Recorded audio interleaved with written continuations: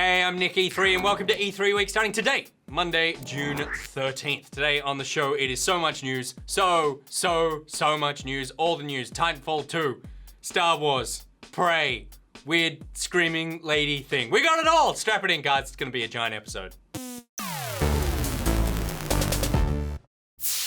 Alright, so this whole you need to go watch Pocket on the new Pocket YouTube channel thing. Over the weekend, Pocketeer Yendel had the bright idea of cutting out bits of content from this version of the episode. So if you want to see the whole thing, you have to go to the Pocket YouTube channel to watch it. And that's a really mean idea.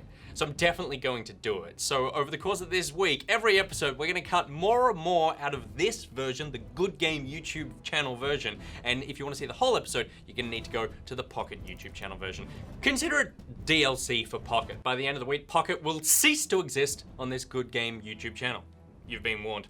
Alright guys, so there is so much news in today's episode that we're cutting out everything else. We're just focusing on the goss that's coming out with E3. But a lot of stuff also happened over the weekend. So before the break, it's going to be all the news that broke over the last couple of days. Then after that, everything E3. First up, after months of speculation, anger, tears, fears, hope, frustration, and terrible communication, Sony confirmed over the weekend that the PlayStation 4.5 is a thing. President and CEO of Sony Interactive Entertainment, Andrew House, told the Financial Times, where all gamers get their news, that the high-end version of the PS4 would sit alongside and complement the standard version of the console. It will also support 4K, be a smoother experience for VR, and that all games will support the standard PS4, and we anticipate all or a very large majority of games will also support the high-end PS4. Well, it would be good to finally see that bad boy in action at E3. Except you won't, because it won't actually be there this week. So to reiterate, all the consoles that won't be shown off at E3.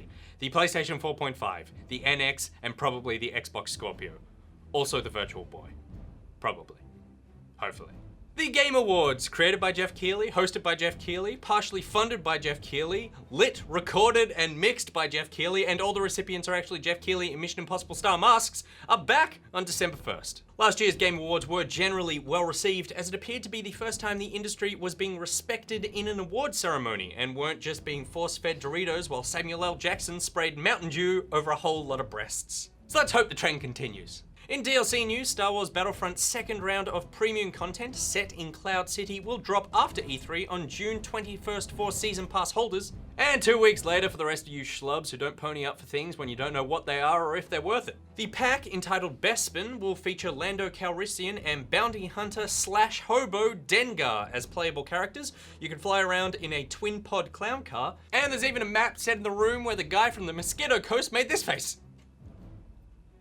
And more DLC is coming at you as Rocket League is getting a neon Future Tokyo themed arena on June 20th, along with the start of Season 3 for competitive playlists, 2 new cars, a new loot drop system that will feature more rare and very rare items, new quick chat options, post-game celebrations, and more. Moving on to esports news, and according to analytics firm Newzoo, between August last year and now, viewers have watched over 803.7 million hours of esports coverage on Twitch. But those numbers were immediately out of date because over the weekend, the greatest esport of them all, Dota 2, wrapped up its Manila Major with Team OG grabbing victory again, the first team in history to win 2 majors. A statistic slightly lessened in impact when you remember there have only been 3 majors ever. Still a huge win for the green team, nabbing themselves a cool $1 million in a 3-1 victory over Team Liquid. And in the other greatest esports ever, Hearthstone held its EU Spring Championship Grand Finals with Tice taking out top spot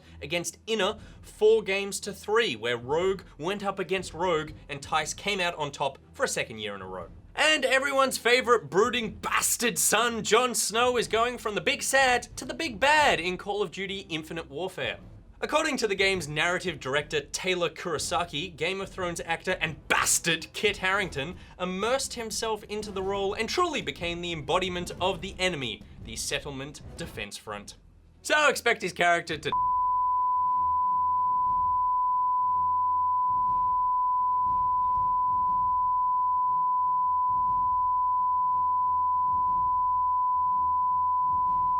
massive Game of Thrones spoilers there in the last bit. I probably wouldn't listen to it. Alright, next up, it's all the goss from E3, but before that, it's a Dota Game of Thrones mashup thing of the day. Ba ba ba da ba da ba. Ding of the day. Christian Nairn, also known as Hodor from Game of Thrones, made an appearance at the Dota 2 Manila Major over the weekend. Christian opened and held the door for both finalists OG and Team Liquid. Hold the door, Hodor. Hold the door.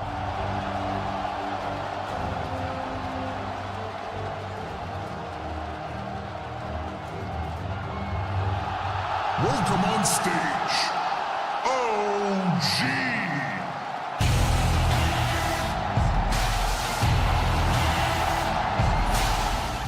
Ba ba ba da ba da ba.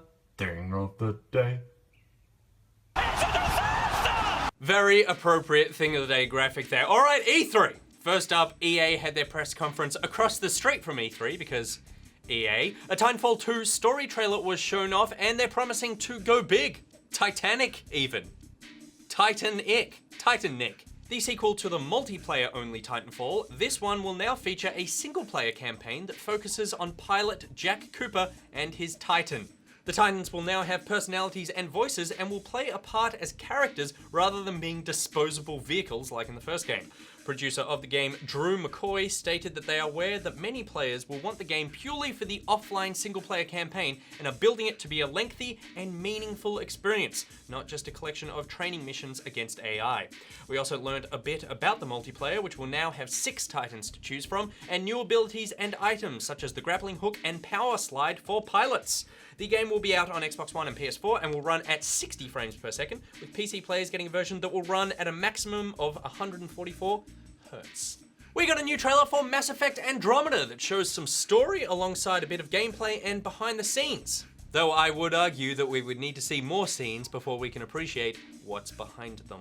Still, Mass Effect is one of my most anticipated games that we already know about, so any amount of effect is good effect. But if role-playing in space isn't your thing, maybe role-playing in football is more your speed. We already knew FIFA 17 would be running on the Frostbite engine, but now we know it will also feature a single-player story mode. And not just a pro mode, this one has characters, and cutscenes, and a dialogue wheel. With hopefully appropriately British choices like, get in the goal, and yeah, and but I don't want to be a minor daddy, I want to be a dancer. The game will be out September 29th. And staying with football, EA also unveiled their plans for more Star Wars games. We heard from a variety of developers who are working with EA on Star Wars titles. Criterion Games are creating a VR Star Wars Battlefront mission that will be a PSVR exclusive released later this year. Respawn Entertainment are working on an action-adventure game which looks mocap lightsaber intensive. And perhaps the most exciting sneak peek was the Star Wars title Visceral Games are working on, headed by former Uncharted director and George Lucas sound-alike Amy Hennig. How do you ground the new and unfamiliar in the familiar? You need the guidance of someone like Doug Chang to show you the way. EA also unveiled an esports initiative with Madden NFL getting 4 EA majors with a combined prize pool of $1 million US. According to EA, they will also include community-level support for people who want to host their own events, and new competitive modes and weekly contests in the games themselves to, quote, make stars of our players. Battlefield 1 was also shown off as this was announced, so it's likely it too will receive some EA esports love. And Battlefield's new trailer looks like it's going to have some fantastic maps and some very on-fire Zeppelins. The only new IP EA showed off was Faye, which looks like purple Ori and the Blind Forest. So we are shooting this at exactly 11:59 this morning, and Bethesda are about to start their own press conference. So we're gonna go watch that, and we'll come back after what is hopefully a very cool montage filled with Bethesda newly announced titles. It's on!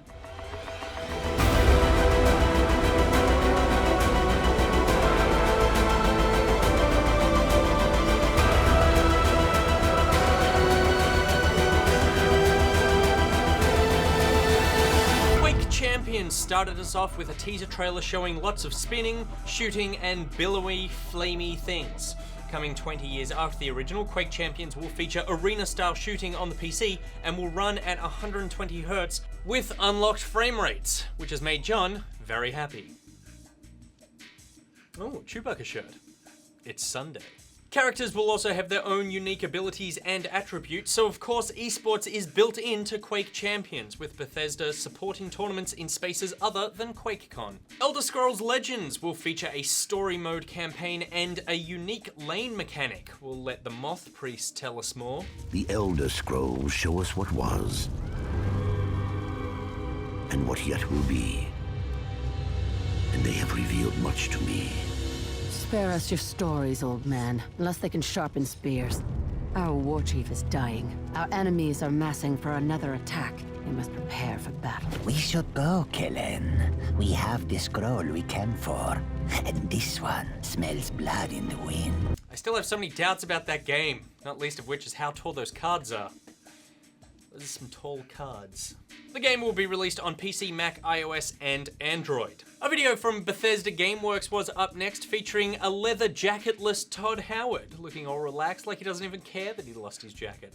My boy Todd spoke about the new DLC coming to Fallout 4, including Contraptions Workshop, where you can build elevators, which comes out next week, build your own vault in Vault Tech and experiment on Vault Dwellers next month, and visit Nuka World in August. There's also an update coming for Fallout Shelter, which will feature quests, new enemies, new combat, and new characters. Bethesda also revealed Skyrim, now with color. The Skyrim Special Edition will be available on PS4, Xbox One, and PC. Shadows, water shaders, mods, dynamic mushrooms. The game has it all and is out on October 28th. Arcane Studios also announced the new game they're working on. It's Prey.